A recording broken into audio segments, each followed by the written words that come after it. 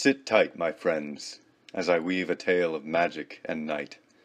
Let the fire burn low, and let the wind howl through the ridges of this lake as the muses sign unto me, and the night speaks with my voice. There was once a young man who lived, worked, slept, and ate along the ridge of a great dark lake, Devil's Lake, in which he fished and drank.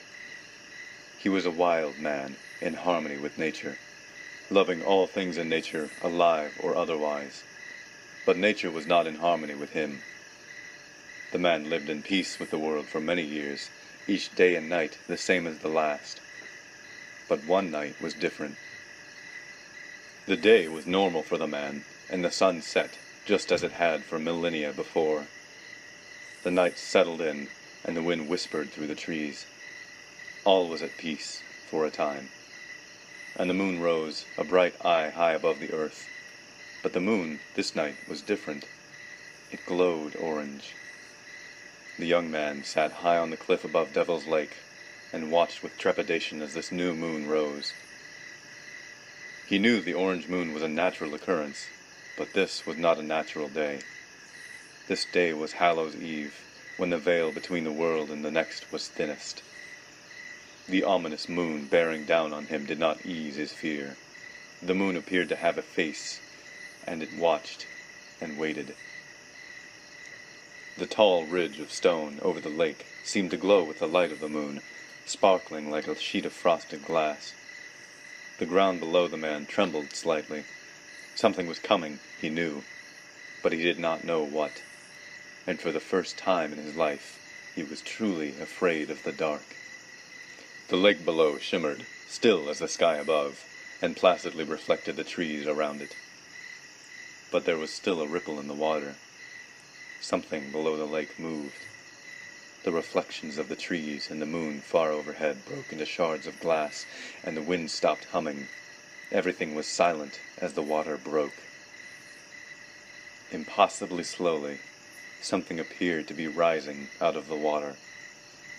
The lake rippled as this new apparition, slow as ice, stretched its way higher and higher into this world.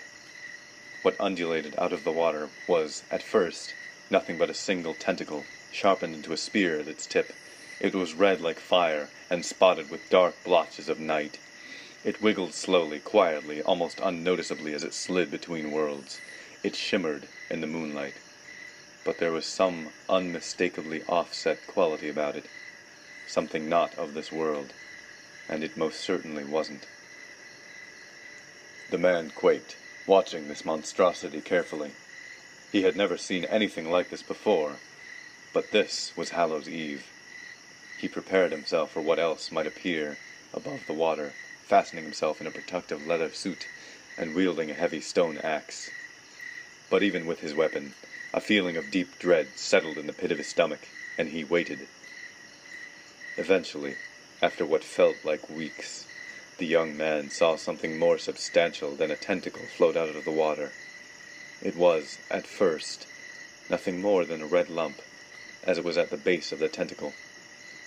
The base, too, was covered in patches of nothing. Then the mass grew, and space itself seemed to spread apart to create a void for the beast to pass through. The young man saw that the creature rising out of the water had 10,000 eyes. The eyes were intelligent, large, and a deep yellow. They had slits like those of a cat's, but these slits were deeper and showed a way into unimaginable horror. They darted around, watching everything, especially the young man. The 10,000 eyes circled the monster's great head and observed all, learning best how it could be destroyed. Then came the smell, a scent like rotting fruit and decaying flesh that reached down into his throat, causing him to gag and taste something awful, something sulphuric and evil. The appearance of the devilish creature stopped the man cold in his tracks. He could feel a very real pressure in the air, something building and growing. And suddenly there was a cacophony, like metal scraping on metal, poured from the spot broken in space within the lake, a sound like 100 billion screams of torment and anguish. It was as if hell itself outpoured the very noise within it. The beast climbed higher and higher into the air underneath the light of the orange moon, hauling more of its horrendous body out of that other world and into this plane, and now the man could see all of it, not just a tentacle. The rest of its body appeared to be decaying, and rotted flesh fell off of its bones, if they could even be called that. But what was on the skin was worse still. The man thought he could see faces, human faces, shift in form on the beast's skin, and then disappear into nothing. What appeared to be mouths ringed with sharp, poisonous teeth, also moved freely on the abomination's skin. The man also thought he could see other, more horrible things, but he could not be sure. The man felt a crushing fear in his chest, the kind of terror that only comes with a brush with death. Finally, after what the young man felt must have been years, the fiend reached the apex of its flight and shuddered, and the air, the very fabric of reality, seemed to shudder with it. The moon was at the very tip of its climb as well, and now began to descend, and the monster lowered with it as if tied to the celestial body. The young man watched and breathed a sigh of relief, seeing that he was not in any danger now. The worst was over, he thought. The single tentacle of the brute, the one that had first broken the surface like a shattered mirror, felt the man's change of heart. Taking this last opportunity, for the split second the man let his guard down, the creature struck. It lashed out like a whip, stabbing the man through the chest with the expertise of a master marksman. The young man choked on his blood, as his eyes grew wide with horror, looking down to see a lava-red tentacle impaled through his chest. The man's blood splashed carelessly onto the rock cliff, poisoned by the creature's filthy skin. The tentacle relaxed and pulled out of the man's body. The young man fell to his knees as his life seeped away slowly, saturating the stones he had sat upon. He gasped through the blood in his throat, and his eyes watched the demonic atrocity as it slid, silent now, beneath the still waves of the lake. One of its great eyes flicked around one last time, terrible fury reflected within, but also a great mirth. It did not have the opportunity to get fully into this world, but it was able to send something else in. The man died quietly, his last breaths gurgling in his own blood. Quietly, more quietly than the grave, the beast sunk back into its lair.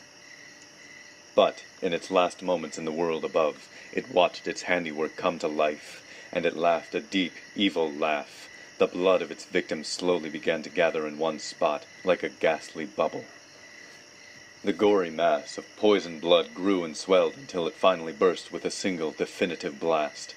The forceful pop released hundreds, perhaps thousands of small droplets of tainted blood into the night. A droplet landed near the man's glazed eyes, and began to change. It was no longer blood, but now the same color as the leviathan that had birthed it. It swirled and spun on its axis, until it became solid, and opened, revealing a single yellow eye. And this happened over and over again, each and every droplet forming an eye. As the man's body finally ran cold, drained of blood, the droplets blinked as one, and slunk off into the darkness to find their next prey, and to wait. And nature watched, impassively, as the man's body slowly decomposed over many days, and the rocks and trees grew around him.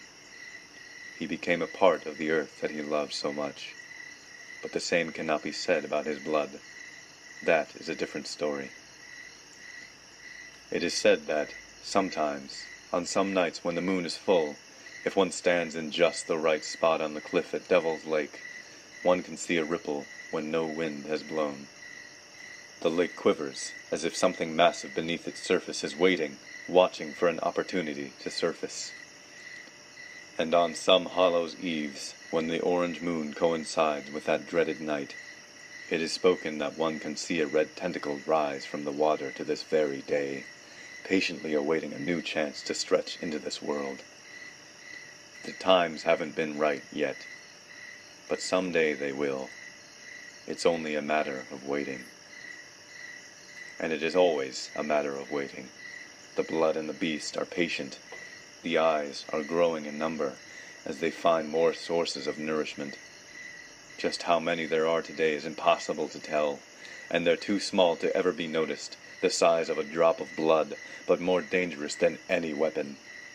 They may be in your house, and you will never even know. They are out there, in the darkness.